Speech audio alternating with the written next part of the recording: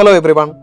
ഇപ്പോൾ 10ാം ക്ലാസ്സിൽ പഠിക്കുന്ന എല്ലാ കുട്ടികളും ശരിക്ക് ശ്രദ്ധിക്കുക. ഇപ്പോൾ നമ്മൾ ഈ ഒരു വർഷം സ്റ്റാർട്ട് ചെയ്തപ്പോൾ മുതൽ നമ്മുടെ പേരൻസും നമ്മുടെ കസിൻസും നമ്മുടെ ബ്രദേഴ്സും നമ്മുടെ ടീച്ചേഴ്സും നമ്മുടെ നല്ലത് മാത്രം ആഗ്രഹിക്കുന്ന നമ്മുടെ നെയ്ബേഴ്സും ഒക്കെ നമ്മൾക്ക് പറഞ്ഞു തന്നിട്ടുണ്ട്, ഇല്ലെങ്കിൽ പറഞ്ഞിട്ടുണ്ട്, ഈ വർഷം നമ്മുടെ ഏറ്റവും ഇമ്പോർട്ടൻ്റ് ആയിട്ടുള്ള ലൈഫിലെ ഏറ്റവും ഇമ്പോർട്ടൻ്റ് ആയിട്ടുള്ള ഒരു വർഷമാണെന്ന്. അല്ലേ? എന്താണ് അവരൊക്കെ അങ്ങനെ പറഞ്ഞതെന്ന് ചിന്തിച്ചിട്ടുണ്ടോ? ശരിക്കും അതിൻ്റെ കാരണം ഇതാണ്. നമ്മൾ ഈ ഒരു 15-ാം വയസ്സിലാണ് നമ്മൾ മിക്കവാറും എല്ലാ കുട്ടികളും, അല്ലേ, നമ്മളെല്ലാം 15-16 വയസ്സുകളിലാണിപ്പോൾ. അപ്പോൾ ഈ ഒരു 15, 16, 17, ഒരു 20 വയസ്സ് വരെ ഈ ഒരു 5 വർഷക്കാലമാണ് നമ്മൾ അതിന് ശേഷമുള്ള നമ്മുടെ 60 വയസ്സ് വരെ, ഇല്ല ഒരു 60 വർഷം, ഇല്ല ഒരു 70 വർഷം എങ്ങനെ ആയിരിക്കണമെന്ന് ഡിഫൈൻ ചെയ്യുന്ന 5 വർഷങ്ങളാണ് ഇപ്പോൾ നമ്മൾ സ്റ്റാർട്ട് ചെയ്തിരിക്കുന്നത്. അതുകൊണ്ടാണ് ഈ 5 വർഷമാണ് നമ്മുടെ ആ ലൈഫിനെ ഡിഫൈൻ ചെയ്യാൻ പോവുക. അപ്പോൾ അതുകൊണ്ടാണ് ഈ വർഷം ഏറ്റവും ഇമ്പോർട്ടൻ്റ് ആണ് എന്ന് നമ്മളോട് പലരും പറഞ്ഞിട്ടുള്ളത്. അതുപോലെ തന്നെ നമ്മുടെ ലൈഫിനെ ഡിഫൈൻ ചെയ്യാൻ പോകുന്ന ഏറ്റവും ഇമ്പോർട്ടൻ്റ് ആയിട്ടുള്ള ഒരു ഫാക്ടർ എന്ന് പറയുന്നത് നമ്മുടെ പ്രൊഫഷനാണ്, അല്ലേ? അപ്പോൾ നിങ്ങളുടെ ഒരു നല്ലൊരു ശതമാനം ആൾക്കാരും ഏത് പ്രൊഫഷൻ തിരഞ്ഞെടുക്കണമെന്ന് നിങ്ങൾ ആലോചിച്ച് വെച്ചിട്ടുണ്ട്, ഇല്ലെങ്കിൽ ലക്ഷ്യം കണ്ടുവച്ചിട്ടുണ്ട്. അപ്പോൾ ഒരു ബെസ്റ്റ് പ്രൊഫഷൻ ആയിരിക്കും നിങ്ങൾ ലക്ഷ്യം കണ്ടു വെച്ചിരിക്കുക, ഇല്ലെങ്കിൽ എന്തായിത്തീരണമെന്ന് ഏറ്റവും ബെസ്റ്റ് ആയിരിക്കും നിങ്ങൾ ലക്ഷ്യം കണ്ട് വെച്ചിരിക്കുക. പക്ഷേ ബെസ്റ്റ് പ്രൊഫഷൻ മാത്രമല്ല, ആ ബെസ്റ്റ് പ്രൊഫഷനിൽ ബെസ്റ്റ് ആയിരിക്കുക എന്നുള്ളതാണ് ഏറ്റവും മർമ്മപ്രധാനമായ കാരണം. അപ്പോൾ ബെസ്റ്റ് പ്രൊഫഷൻ നമ്മളിപ്പോൾ നമ്മുടെ സൊസൈറ്റിയിലൊക്കെ കാണുന്ന ഇപ്പോൾ ഒട്ടുമിക്ക ആൾക്കാരും ഫോർ ഇൻസ്റ്റൻസ് നമ്മൾ ഒരു ഡോക്ടർ ആവുക, എഞ്ചിനീയർ ആവുക, ഒരു ടീച്ചർ ആവുക, ഇല്ലെ സയൻറ്റിസ്റ്റ് ആവുക. അപ്പോൾ ആ ഒരു ബെസ്റ്റ് പ്രൊഫഷൻ ആയിട്ടൊക്കെ നമ്മൾ കാണുന്നതാണ്. പക്ഷേ വെറുതെ ഒരു ഡോക്ടർ ആയാൽ പോരാ, അല്ലെങ്കിൽ വെറുതെ ഒരു എഞ്ചിനീയർ ആയാൽ പോരാ. ആ എഞ്ചിനീയർമാരിൽ ബെസ്റ്റ് ആവുക, അല്ലെങ്കിൽ ഡോക്ടർമാരിൽ ബെസ്റ്റ് ആവുക, സയൻറ്റിസ്റ്റുമാരിൽ ബെസ്റ്റ് ആവുക. അപ്പോൾ ബെസ്റ്റ് പ്രൊഫഷൻ മാത്രമല്ല, ആ ബെസ്റ്റ് പ്രൊഫഷനിൽ ബെസ്റ്റായി തീരുക എന്നുള്ളതാണ് നമ്മുടെ ഏറ്റവും ഇമ്പോർട്ടൻ്റ് ആയിട്ടുള്ള കാര്യം. ശരിയല്ലേ?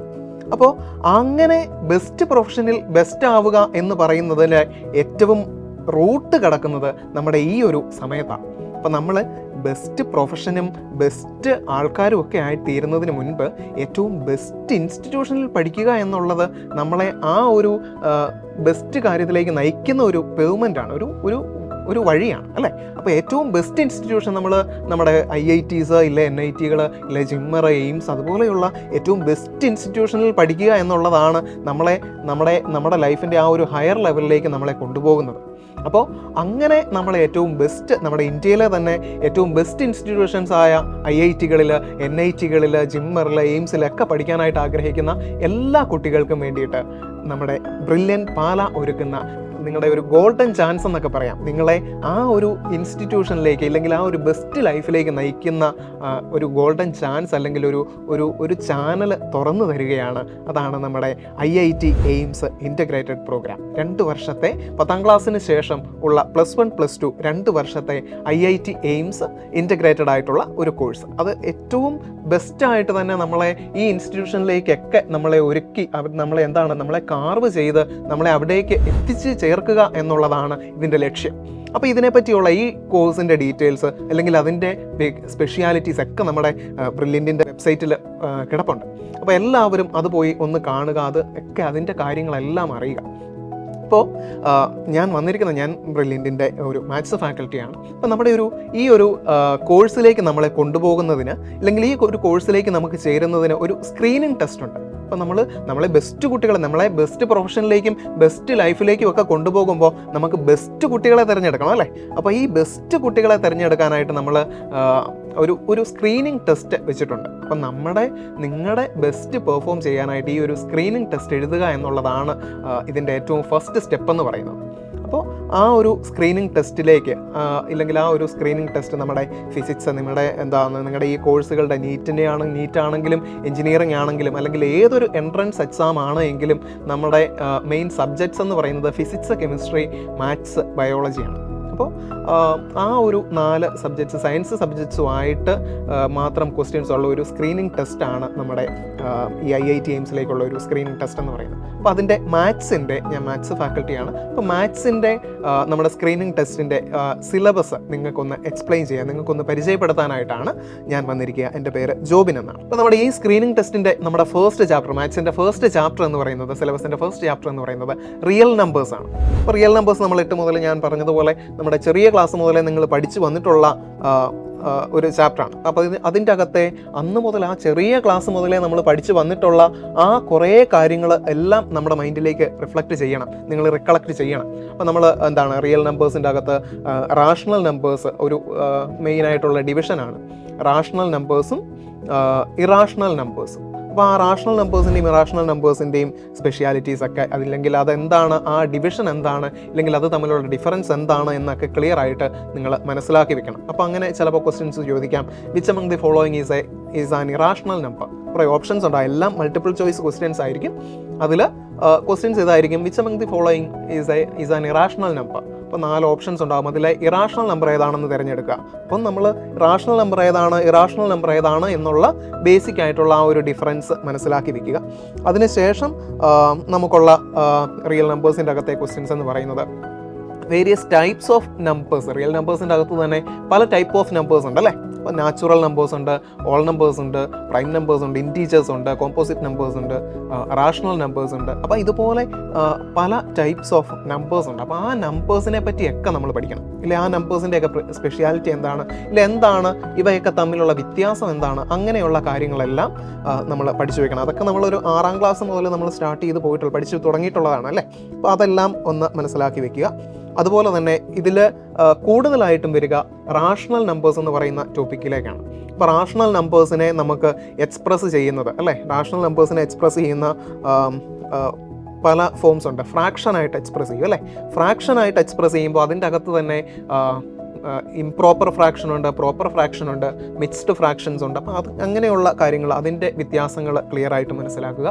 അതുപോലെ തന്നെ ഈ റാഷണൽ നമ്പേഴ്സ് നമ്മൾ ഫ്രാക്ഷനായിട്ട് മാത്രമല്ല ഡെസിമൽസ് ആയിട്ടും എക്സ്പ്രസ് ചെയ്യുക അല്ലേ. അപ്പോൾ ഈ ഡെസിമൽസിൻ്റെ അകത്തും ഈ പറഞ്ഞതുപോലെ ഒരു 3 ടൈപ്പ് ഓഫ് ഡെസിമൽ ഫോംസ് ഉണ്ട്. ഒന്ന് ടെർമിനേറ്റിംഗ് ഡെസിമൽസ് അല്ലേ, അതായത് ഡെസിമൽ എവിടെയെങ്കിലും എൻഡ് ചെയ്യുന്നതിനെയാണ് ടെർമിനേറ്റിംഗ് ഡെസിമൽ എന്ന് വിളിക്കുക.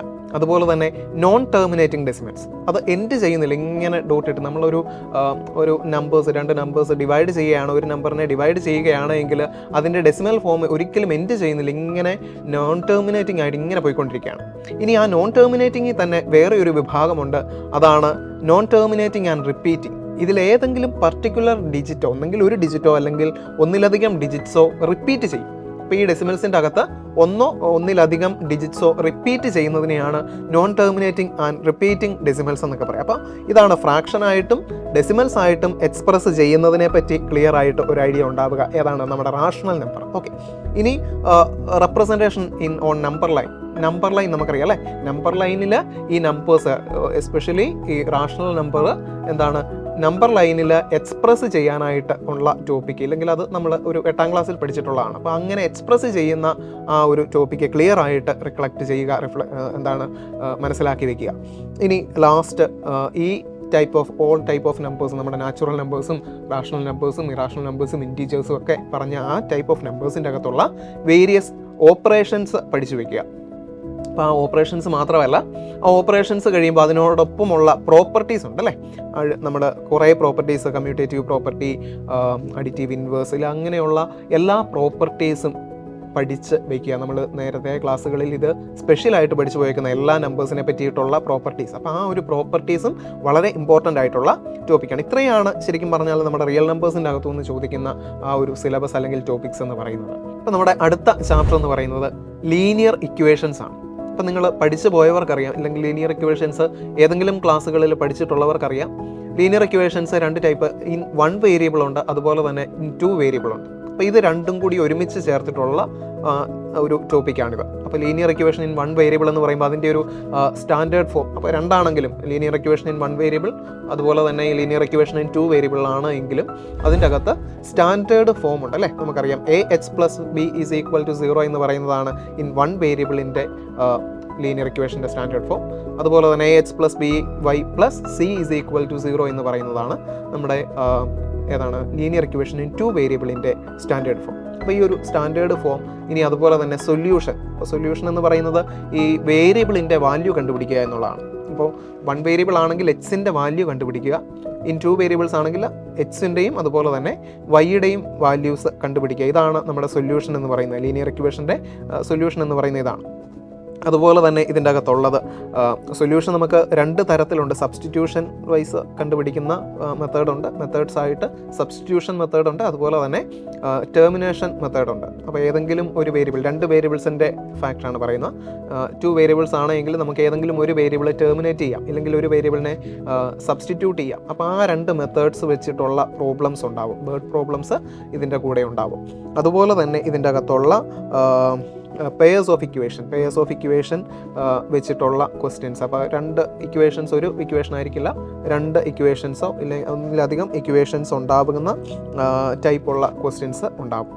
അതുപോലെ തന്നെയുള്ളതാണ് nature and number of solutions, അല്ലേ? അതായത് നമ്മുടെ സൊല്യൂഷൻ സിസ്റ്റം ഓഫ് ഇക്വേഷൻസ് എന്ന് പറയാം. സിസ്റ്റം ഓഫ് ഇക്വേഷൻസ് ഇൻ 2 വേരിയബിൾസിൽ കുറേ system of equations, 1, 2, 3 equations, linear equations തരാം. ആ ഇക്വേഷൻസ് വെച്ചിട്ട് അതിൻ്റെ നേച്ചർ പറയുക എന്നുള്ളത്. അപ്പോൾ അങ്ങനെ കുറേ കണ്ടീഷൻസ് നമ്മൾ പഠിച്ചിട്ടുണ്ട്. കൺസിസ്റ്റൻസി കണ്ടീഷൻ, ഇൻകൺസിസ്റ്റൻ്റ് ആകുന്നത്, അതായത് സൊല്യൂഷൻ ഉണ്ടാവുന്നത്. അതുപോലെ തന്നെ ഇൻകൺസിസ്റ്റൻ്റ് ആവുക, അതായത് സൊല്യൂഷൻ ഇല്ലാണ്ടാവുക. ഇനി അതുപോലെ തന്നെ കൺസിസ്റ്റൻ്റ് ആകുമ്പോൾ ഒരു സൊല്യൂഷൻ ആണോ അതോ ഇൻഫിനിറ്റ് നമ്പർ ഓഫ് സൊല്യൂഷൻസ് ആണോ, അങ്ങനെയുള്ള കുറച്ച് കണ്ടീഷൻസ് നിങ്ങൾക്ക് പഠിക്കാനുണ്ട്. അപ്പോൾ ആ ഒരു ടോപ്പിക്കും ഇതിൻ്റെ അകത്തെ വളരെ പ്രധാനപ്പെട്ട ഒരു ഭാഗമാണ്. അതാണ് നമ്മുടെ സെക്കൻഡ് ചാപ്റ്റർ എന്ന് പറയുന്നത്. നമ്മുടെ 3ാമത്തെ ചാപ്റ്റർ എന്ന് പറയുന്നത് പോളിനോമിയൽസ് ആണ്. അപ്പോൾ അതും നിങ്ങൾക്ക് വളരെ ഫെമിലിയർ ആയിട്ടുള്ള ഒരു ചാപ്റ്ററാണ്, അല്ലേ? പോളിനോമിയൽസ്. അപ്പോൾ എന്താണ് പോളിനോമിയൽസ് എന്നൊക്കെയുള്ള ബേസിക് ആയിട്ടുള്ള കാര്യങ്ങളെല്ലാം അറിഞ്ഞിരിക്കുക. അതുപോലെ തന്നെ ടൈപ്സ് ഓഫ് പോളിനോമിയൽസ് ഉണ്ട്. അപ്പോൾ പല തരത്തിലുള്ള പോളിനോമിയൽസ് ഉണ്ട്. അപ്പോൾ ആ പോളിനോമിയൽസ് എങ്ങനെയാണ് പലതരത്തിൽ 2 രീതിയിൽ അതിനെ നമുക്ക് തരംതിരിക്കാൻ ടൈപ്സ് ഓഫ് പോളിനോമിയൽസ് പറയാം. ഒന്ന് ടേംസിൻ്റെ കണക്കിൽ പറയാം, ഇൻ ടേംസ് ഓഫ്, അതായത് എത്ര ടേം ഉണ്ട് എന്ന് നോക്കിയിട്ട് നമുക്ക് ഈ പോളിനോമിയൽസിനെ പല ടൈപ്പ് പോളിനോമിയൽസ് ആയിട്ട് പറയാം. അതായത് ഒരു ടേം ആണെങ്കിൽ നമ്മൾ മോണോമിയൽ എന്ന് പറയും, അല്ലേ? 2 ടേം ആണെങ്കിൽ ബൈനോമിയൽ, 3 ടേം ആണെങ്കിൽ ട്രൈനോമിയൽ. അങ്ങനെ ടേംസ് എത്രയാണോ അത് വെച്ചിട്ട് നമ്മൾ ഡിഫൈൻ ചെയ്യുന്നതാണ് ഒരു തരം. ഇനി അതുപോലെ തന്നെ ഡിഗ്രി വെച്ചിട്ട് നമ്മൾ പറയും. ഈ വേരിയബിൾസിൻ്റെ ഡിഗ്രി എത്രയാണോ എന്ന് വെച്ചിട്ട് നമ്മൾ അതിനെ പലതരത്തിലുള്ള പോളിനോമിയൽസ് ആണ് എന്ന് പറയും. കോൺസ്റ്റൻറ്റ് പോളിനോമിയൽ എന്ന് പറയുമ്പോൾ വേരിയബിൾസിൻ്റെ പവർ 0, ഡിഗ്രി 0 ആയിരിക്കും. ലീനിയർ ഇക്വേഷൻ എന്ന് പറയുമ്പോൾ വേരിയബിളിൻ്റെ പവർ 1 ആയിരിക്കും. അതുപോലെ ക്വാഡ്രാറ്റിക് ഇക്വേഷൻ ഉണ്ട്, ക്യൂബിക് ഇക്വേഷൻ ഉണ്ട്, ബൈക്വാഡ്രാറ്റിക് ഉണ്ട്. അങ്ങനെ ഡിഗ്രി വെച്ചിട്ടും ടേംസ് വെച്ചിട്ടും ഈ പോളിനോമിയൽസിനെ പല തരത്തിലുള്ള പോളിനോമിയൽസ് ആണ് എന്ന് ഡിഫൈൻ ചെയ്യുന്നത് എങ്ങനെയാണ് എന്ന് മനസ്സിലാക്കി വെക്കുക. അതുപോലെ തന്നെ അതാണ് ഈ സ്റ്റാൻഡേർഡ് ഫോം എന്നൊക്കെ പറയാം, അല്ലേ? സ്റ്റാൻഡേർഡ് ഫോം ആയിട്ട് മനസ്സിലാക്കി വെക്കുക. അതുപോലെ ഈ പോളിനോമിയൽസിൻ്റെ അകത്തുള്ള ഓപ്പറേഷൻസ്, നമുക്ക് അഡീഷൻ ഉണ്ട്, സബ്ട്രാക്ഷൻ ഉണ്ട്, മൾട്ടിപ്ലിക്കേഷൻ, ഇതൊക്കെ എങ്ങനെയാണ് ഒരു പോളിനോമിയലിൽ നടക്കുന്നതില്ല, എങ്ങനെയാണ് അത് ആ പോളിനോമിയൽസ് ചെയ്യുന്നത് എന്ന് മനസ്സിലാക്കി വെക്കുക. അങ്ങനെയുള്ള പ്രോബ്ലംസും നമുക്ക് ക്വസ്റ്റ്യൻസ് ആയിട്ട് ഉണ്ടാവാം. ഇനി 2 തിയറംസ്. ഫാക്ടർ തിയറം നമുക്ക് വളരെ ഫെമിലിയർ ആണ്. ഫാക്ടർ തിയറം എന്ന് പറയുന്നത് നമുക്കറിയാം എന്താണ്. നമ്മുടെ ഒരു പോളിനോമിയലിന് ഒരു വാല്യൂ ഇട്ട് കൊടുത്തു കഴിഞ്ഞാൽ P(a) = 0 എന്ന് കിട്ടിക്കഴിഞ്ഞാൽ x - a എന്ന് പറയുന്നത് ആ പോളിനോമിയലിൻ്റെ ഫാക്ടർ ആണ് എന്ന് പറയുന്ന ഒരു തിയറം. അപ്പോൾ ആ ഒരു തിയറം വെച്ചിട്ടുള്ള പ്രോബ്ലംസ് ഉണ്ടാവും. അതുപോലെ തന്നെയുള്ള തിയറമാണ് അടുത്ത തിയറമാണ് റിമൈൻഡർ തിയറം, അല്ലേ? റിമൈൻഡർ തിയറവും വളരെ ഫെമിലിയർ ആണ്. ഈ ഒരു പോളിനോമിയലിനെ x - a കൊണ്ട് ഡിവൈഡ് ചെയ്യുമ്പോൾ നമുക്ക് കിട്ടുന്ന റിമൈൻഡർ എന്ന് പറയുന്നത് P(a) തന്നെയായിരിക്കും.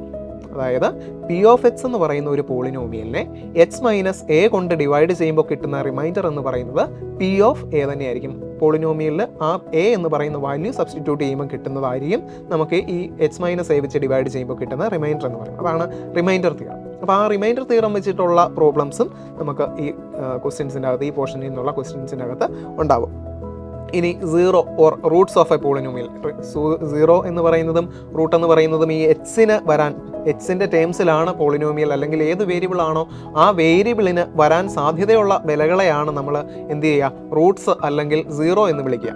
അപ്പോൾ ആ ഒരു പോളിനോമിയൽ = 0 ആവുന്നത് ആ വേരിയബിളിന് എന്ത് വാല്യൂ വരുമ്പോഴാണ് എന്ന് ഡിഫൈൻ ചെയ്യുന്നതാണ്. അല്ല, ആ വാല്യൂവിനെയാണ് നമ്മൾ എന്തെന്ന് വിളിക്കുക, 0 അല്ലെങ്കിൽ 0 ഓഫ് ദി പോളിനോമിയൽ അല്ലെങ്കിൽ റൂട്ട്സ് ഓഫ് ദി പോളിനോമിയൽ എന്ന് വിളിക്കുക. അപ്പോൾ ഇതിൻ്റെ അകത്ത്, ഈ പോളിനോമിയൽസിൻ്റെ അകത്ത് വളരെ സ്ട്രെസ് കൊടുത്ത് നിങ്ങൾ പഠിക്കേണ്ടത് ക്വാഡ്രാറ്റിക് ഇക്വേഷൻസ് ആണ്. ക്വാഡ്രാറ്റിക് പോളിനോമിയൽ, അതായത് ഡിഗ്രി 2 വരുന്ന പോളിനോമിയൽ. അപ്പോൾ അതിന് വേണ്ടി തന്നെയുള്ള ഒരു ചാപ്റ്റർ നമുക്കുണ്ട്. അപ്പോൾ ആ ഒരു സൊല്യൂഷൻ കണ്ടുപിടിക്കുന്നത് നമ്മൾ അറിഞ്ഞിരിക്കണം. അതായത് നമുക്കറിയാം എന്താ, പവർ പോളിനോമിയലിൻ്റെ ഡിഗ്രി എത്രയാണോ അത്രയും സൊല്യൂഷൻസ് ഉണ്ടാവും, ഇല്ല അത്രയും റൂട്ട്സ് ഉണ്ടാവും, അല്ലേ? അപ്പം അങ്ങനെ അതുമായിട്ട് റിലേറ്റ് ചെയ്തിട്ടുള്ള പ്രോബ്ലംസ് നമ്മുടെ ഈ എക്സാമിന് ഈ ഒരു പോർഷനിൽ നിന്ന് ചോദിക്കാം. അടുത്ത ചാപ്റ്റർ, 4ാമത്തെ ചാപ്റ്റർ എന്ന് പറയുന്നത് അരിത്തമെറ്റിക് സീക്വൻസ് എന്ന് പറയുന്ന ചാപ്റ്ററാണ്. അരിത്തമെറ്റിക് സീക്വൻസ് നമുക്കറിയാം എന്താ, അതിൻ്റെ അകത്തും ബേസിക് ആയിട്ട് നമ്മൾ 10ാം ക്ലാസ്സിലൊക്കെ പഠിക്കുന്നതാണ്. സീക്വൻസ് എന്താണ്, സീരീസ് എന്താണ്, അതുപോലെ തന്നെ പ്രോഗ്രഷൻ എന്താണ്, ഈ ഒരു 3 ടേംസ് തമ്മിലുള്ള വ്യത്യാസം ആദ്യം ഒന്ന് മനസ്സിലാക്കി വെക്കുക. സീക്വൻസ് എന്ന് പറയുന്നത് ഒരു പർട്ടിക്കുലർ ഓർഡറിന് നമ്മൾ അറേഞ്ച് ചെയ്യുന്നതാണ്. ഈ സീക്വൻസുകളുടെ സമ്മിനെയാണ് നമ്മൾ എന്തെന്ന് വിളിക്കുക, സീരീസ് എന്ന് വിളിക്കുക. പ്രോഗ്രഷൻ എന്ന് പറയുന്നത് ബേസിക്കലി പ്രോഗ്രഷൻ ഒരു സീക്വൻസ് ആണ്, പക്ഷേ അതിൻ്റെ അകത്തൊരു പർട്ടിക്കുലർ എന്താണ് ഒരു ഓർഡർ അല്ലെങ്കിൽ ഒരു പർട്ടിക്കുലർ ഒരു സ്പെഷ്യാലിറ്റി ഉള്ള സീക്വൻസുകളെയാണ് നമ്മൾ എന്തെന്ന് വിളിക്കുക, പ്രോഗ്രഷൻ എന്ന് വിളിക്കുക. അപ്പോൾ അങ്ങനെ ഈ 3 ടേംസ് തമ്മിലുള്ള വ്യത്യാസം മനസ്സിലാക്കി വെക്കുക. ഇനി ആ പ്രോഗ്രഷൻ എടുത്ത് കഴിയുമ്പോൾ അരിത്തമെറ്റിക് പ്രോഗ്രഷനിലേക്ക് കയറി കഴിയുമ്പോൾ അതിൻ്റെ അകത്തുള്ള പല ടേംസ് നമുക്ക് കോമൺ ഡിഫറൻസ് ഉണ്ട്, നമ്പർ ഓഫ് ടേംസ് ഉണ്ട്, ഇല്ല ഫസ്റ്റ് ടേം ഉണ്ട്, ഇല്ലെങ്കിൽ ടേംസിനെ എക്സ്പ്രസ് ചെയ്യുന്ന പ്രോപ്പർട്ടീസ് ഉണ്ട്, ഇല്ലെങ്കിൽ അരിത്തമെറ്റിക് പ്രോഗ്രഷൻ്റെ കുറേ സ്പെഷ്യാലിറ്റീസ് ഉണ്ട്. 3 ടേംസ് വന്നു കഴിഞ്ഞാൽ അതിൻ്റെ മിഡിൽ ടേം എന്ന് പറയുന്നത്, ഇല്ല 3 ടേംസ് കോൺസിക്യൂട്ടീവ് ടേംസ് തമ്മിലുള്ള റിലേഷൻ, അങ്ങനെയുള്ള കുറേ കാര്യങ്ങൾ നമുക്ക് പഠിക്കാനായിട്ടുണ്ട്. അപ്പോൾ അത് വെച്ചിട്ടുള്ള കുറേ അതിൻ്റെ പ്രോപ്പർട്ടീസ് വെച്ചിട്ടുള്ള കുറേ പ്രോബ്ലംസ് ചോദിക്കാൻ സാധ്യതയുണ്ട്. ഇനി അതുപോലെ തന്നെ nth ടൈം എന്ന് പറയുന്നത് ഈ ചാപ്റ്ററിൻ്റെ വളരെ ഇമ്പോർട്ടൻ്റ് ആയിട്ടുള്ള ഒരു ഇക്വേഷനാണ്, അല്ലെങ്കിൽ ഒരു പോർഷനാണ്. nth ടൈം കണ്ടുപിടിക്കുക എന്നുള്ളത് നമുക്ക് nth ടൈമിൻ്റെ ഇക്വേഷൻ അറിയാം അല്ലേ, a+n-1 × d. അപ്പോൾ ആ ഒരു ഇക്വേഷൻ വെച്ചിട്ട് കുറേ പ്രോബ്ലംസ് സോൾവ് ചെയ്യാനായിട്ട് ചോദിക്കാം. അതുപോലെ തന്നെ ഏറ്റവും ഇമ്പോർട്ടൻ്റ് ആയിട്ടുള്ള ഇക്വേഷൻ അല്ലെങ്കിൽ ഒരു ടോപ്പിക് എന്ന് പറയുന്നത് സം ഓഫ് n ടൈംസ് ആണ്. സം ഓഫ് n ടൈംസ് എന്ന് പറയുമ്പോൾ നമുക്കറിയാം 2 ഇക്വേഷൻസ് പറയാം, അല്ലെങ്കിൽ ബേസിക്കലി ഒരു ഇക്വേഷൻ n/2 × 2a+n-1 × d അല്ലേ. d എന്ന് പറയുന്നത് കോമൺ ഡിഫറൻസ് ആണ്, a എന്ന് പറയുന്നത് ഫസ്റ്റ് ടൈം ആണ്, n എന്ന് പറയുന്നത് നമ്പർ ഓഫ് ടൈംസ് ആണ്. അല്ലെങ്കിൽ നമുക്ക് പറയാം n/2 × a+l last time, first ടൈമും ലാസ്റ്റ് ടൈമും ആഡ് ചെയ്ത് n/2 കൊണ്ട് മൾട്ടിപ്ലൈ ചെയ്താലും സം കിട്ടും. അപ്പോൾ ഇങ്ങനെ ഇക്വേഷൻസ് വെച്ചിട്ട്, അല്ലെങ്കിൽ nth ടൈമിൻ്റെ ഇക്വേഷനും സം ഓഫ് n ടൈംസിൻ്റെ ഇക്വേഷനും വെച്ചിട്ടുള്ള പ്രോബ്ലംസും നമുക്ക് ഈ ടോപ്പിക്കിൽ നിന്ന്, ഈ ചാപ്റ്ററിൽ നിന്ന് ചോദിക്കാം. ഇതിൻ്റെ അകത്ത് ഒരുപാട് ടോപ്പിക്കുകൾ അരിത്തമെറ്റിക് പ്രോഗ്രഷനിൽ, അരിത്തമെറ്റിക് സീക്വൻസിൽ പഠിക്കാനായിട്ടില്ല. ഇത്രയും കാര്യങ്ങളേ ഉള്ളൂ. പക്ഷേ ഈ ഒരു അത്രയും പ്രോപ്പർട്ടീസ് അല്ലെങ്കിൽ ഇതിൻ്റെ ആ ഒരു ബേസിക് കാര്യങ്ങൾ വെച്ചിട്ട് നമുക്ക് കുറേ ആപ്ലിക്കേഷൻ ലെവൽ ക്വസ്റ്റ്യൻസ് ചോദിക്കാം. ഇല്ലെങ്കിൽ നമ്മൾ നമ്മൾ ഒരുപാട് ചിന്തിച്ച് ചെയ്യേണ്ട കുറേ ക്വസ്റ്റ്യൻസ് ഒക്കെ ചോദിക്കാം. ടോപ്പിക്ക് വൈസ് ഇതൊരു ചെറിയ ചാപ്റ്റർ ആണ് എന്ന് പറഞ്ഞാലും, ഇത്രയും കാര്യങ്ങളെ പഠിക്കാനുള്ളൂ, 2 ഇക്വേഷൻ അല്ലെങ്കിൽ 3 ഇക്വേഷൻസേ പഠിക്കാനുള്ളൂ എന്ന് പറഞ്ഞാലും ക്വസ്റ്റ്യൻസ് നമുക്ക് പല രീതിയിൽ ചോദിക്കാം. ഇതെല്ലാം കൂടി ഇൻക്ലൂഡ് ചെയ്തില്ലെങ്കിൽ ഇതിൻ്റെ സ്പെഷ്യാലിറ്റി എല്ലാം കൂടി ഇൻക്ലൂഡ് ചെയ്തുകൊണ്ടുള്ള ക്വസ്റ്റ്യൻസ് ആയിരിക്കാം അരിത്തമെറ്റിക് പ്രോഗ്രഷൻസിൽ നിന്ന് ചോദിക്കുക, സീക്വൻസിൽ നിന്ന് ചോദിക്കുക. ഇനി അടുത്ത നമ്മുടെ ചാപ്റ്റർ എന്ന് പറയുന്നത് ക്വാഡ്രാറ്റിക് ഇക്വേഷൻ ആണ്. ക്വാഡ്രാറ്റിക് ഇക്വേഷൻ നമ്മൾ മുമ്പ് പോളിനോമിയൽ പറഞ്ഞു, അതിൻ്റെ ഒരു ബാക്കിയായിട്ട് വരുന്ന ഒരു ചാപ്റ്ററാണ്. അപ്പോൾ പോളിനോമിയലിൻ്റെ അകത്ത് നമ്മൾ വിവിധ തരത്തിലുള്ള പോളിനോമിയൽസിൻ്റെ കാര്യം പറഞ്ഞു.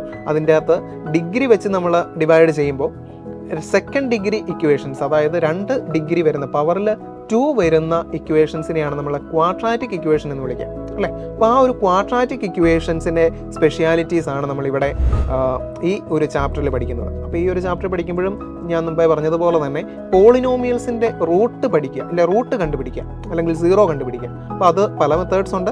നമുക്ക് ഫാക്ടറൈസിങ് മെത്തേഡ് ഉണ്ട്, ഇല്ലെങ്കിൽ സ്പ്ലിറ്റിംഗ് ദ മിഡിൽ ടേം എന്ന് പറയുന്ന മെത്തേഡ് അല്ലേ, നമ്മൾ പഠിച്ചിട്ടുള്ളതാണ്. സ്പ്ലിറ്റിംഗ് ദ മിഡിൽ ടേം അല്ലെങ്കിൽ ഫാക്ടറൈസിങ് മെത്തേഡ്, അല്ലെങ്കിൽ ഫോർമുല യൂസ് ചെയ്തിട്ട് നമ്മൾ സോൾവ് ചെയ്യുന്നത്, എക്സ് കണ്ടുപിടിക്കുന്നത്. എന്തായാലും ക്വാഡ്രാറ്റിക് ഇക്വേഷന് മുമ്പേ പറഞ്ഞതുപോലെ തന്നെ എത്രയാണോ പവർ, പോളിനോമിയലിൻ്റെ പവർ എത്രയാണോ അത്രയും സൊല്യൂഷൻസ് ഉണ്ടാവും അല്ലേ.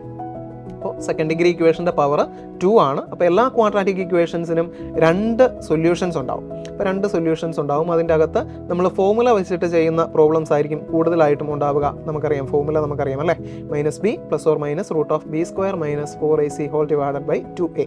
അപ്പോൾ അത് നമുക്കറിയാം. a എന്ന് പറയുന്നത് h² കോഎഫിഷ്യൻ്റ് ആണ്, b എന്ന് പറയുന്നത് എക്സിൻ്റെ കോഎഫിഷ്യൻ്റ് ആണ്, c എന്ന് പറയുന്നത് കോൺസ്റ്റൻറ്റ് ടേം ആണ്. അപ്പോൾ ഈ ഒരു ഇക്വേഷൻ വെച്ചിട്ട് അതിൻ്റെ എക്സിൻ്റെ വാല്യൂസ് കണ്ടുപിടിക്കുന്നതുണ്ടാവും. അതുപോലെ തന്നെ വളരെ ഇമ്പോർട്ടൻ്റ് ആയിട്ടുള്ള ഈ ഇക്വേഷൻ വെച്ച് തന്നെ വളരെ ഇമ്പോർട്ടൻ്റ് ആയിട്ടുള്ള ഒരു ടോപ്പിക്കാണ് ഡിസ്ക്രിമിനൻ്റ്, അല്ലെങ്കിൽ ഒരു ടേമാണ് ഡിസ്ക്രിമിനൻ്റ് എന്ന് പറയുന്നത് അല്ലേ. ഡിസ്ക്രിമിനൻ്റ് എന്ന് പറയുമ്പോൾ നമുക്കറിയാം എന്താ, റൂട്ടിൻ്റെ അകത്ത് വരുന്ന ആ ടേമാണ് എന്താണ്, b² - 4ac. അപ്പോൾ ആ ഡിസ്ക്രിമിനൻ്റ് എന്താണ് എന്നത് വെച്ച് നമ്മുടെ ക്വാഡ്രാറ്റിക് ഇക്വേഷൻസിൻ്റെ റൂട്ട്സിൻ്റെ സ്പെഷ്യാലിറ്റീസ് ഡിഫൈൻ ചെയ്യാം അല്ലേ. അത് ഡിസ്ക്രിമിനൻ്റ് >0 ആണെങ്കിൽ ഇതാണ് റൂട്ട്സ്, അല്ലെങ്കിൽ ഡിസ്ക്രിമിനൻ്റ് <0 ആണെങ്കിൽ ഇങ്ങനെയാണ്, ഡിസ്ക്രിമിനൻ്റ് = 0 ആണെങ്കിൽ ഇങ്ങനെയാണ്. അങ്ങനെ 3 കണ്ടീഷൻസ് നമ്മൾ പഠിക്കുന്നുണ്ട്. അപ്പോൾ ആ ഒരു കണ്ടീഷൻസും നമ്മുടെ മൈൻഡിൽ ഉണ്ടായിരിക്കണം.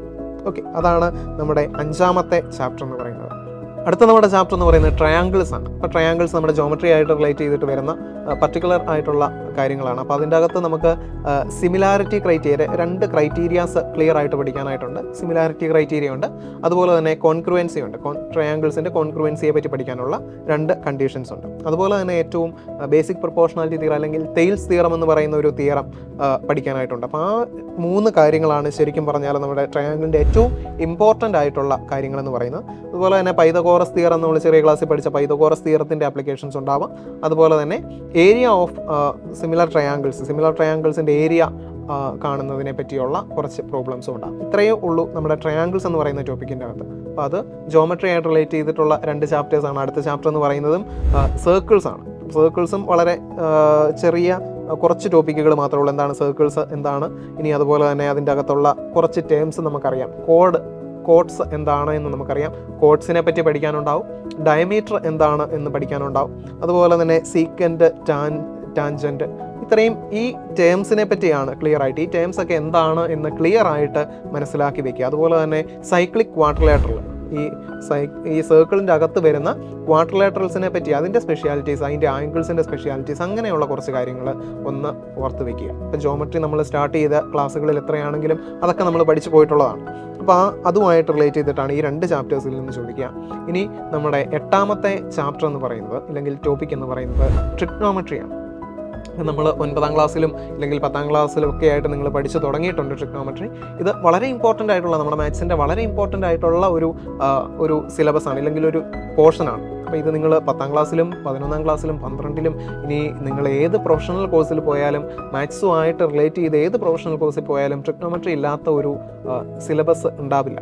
അപ്പോൾ ആ ഒരു ട്രിഗ്നോമെട്രി, അപ്പോൾ അത്രയും കാര്യമായിട്ട് തന്നെ പഠിക്കുക. അപ്പോൾ അതിൻ്റെ ബേസിക് ആയിട്ടുള്ള റേഷ്യോസ്, കോംപ്ലിമെൻ്ററി ആംഗിൾസിൻ്റെ റേഷ്യോസ്, എന്താണ് റെസിപ്രോക്കൽസ്, അങ്ങനെ കുറേ സ്പെഷ്യാലിറ്റീസ് ഇല്ല. നിങ്ങളിപ്പോൾ 10ാം ക്ലാസ്സിൽ പഠിക്കുന്ന ട്രിഗ്നോമെട്രിയുടെ അതേ എല്ലാ കാര്യങ്ങളും തന്നെ ശരിക്കും പറഞ്ഞാൽ ഈ ചാപ്റ്ററിൻ്റെ ക്വസ്റ്റിൻ്റെ ഒരു പോർഷനായിട്ട് വരാൻ സാധ്യതയുള്ളതാണ്.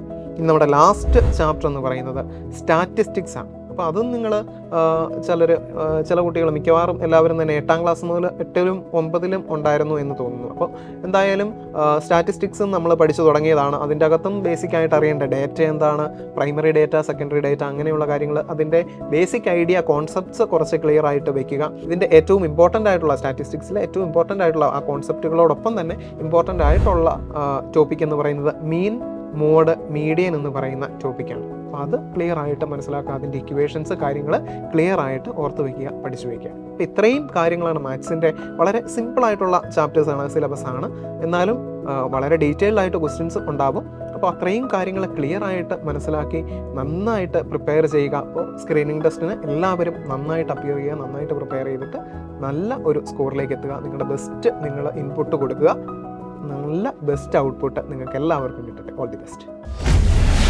Brilliant Study Center, India's #1 coaching center for NEET and JEE.